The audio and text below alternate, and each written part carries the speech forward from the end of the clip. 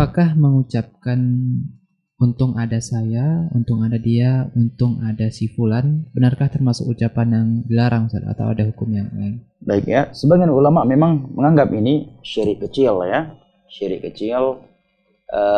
Bahkan ada asar dari Abdullah bin Abbas ketika beliau menyebutkan syirik kecil adalah dia mengatakan untung ada suara bebek sehingga pencuri nggak jadi masuk ke rumah saya.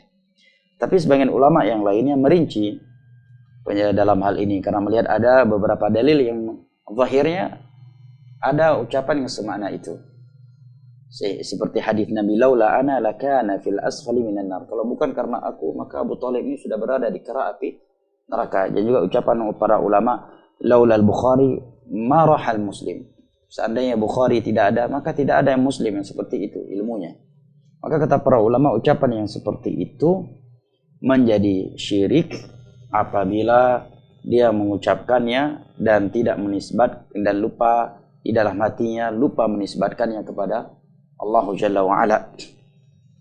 Ya, tapi kalau dia mengucapkannya sebagai sebab, ya sebagai sebab dan hatinya yakin 100% bahwa innama amru idza arada syai'an an yaqula lahu kun fayakun, semuanya dengan kehendak Allah, semuanya dengan izin Allah, dia ucapkan demikian sebagai sebab, menisbatkan sesuatu kepada sebabnya dengan tanpa melupakan siapa yang menciptakan sebab tersebut, maka sebagian ulama mengatakan ini tidak dikatakan syirik kecil. Seperti hadis Nabi tadi, laula ana lakana fil asfali minan nar. Kalau bukan karena aku, maka sungguh Abu Thalib itu sudah berada di dalam kera api neraka.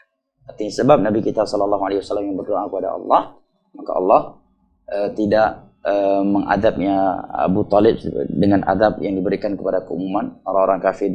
Seperti ucapan sebagian ulama, laulal Bukhari ma raha muslim.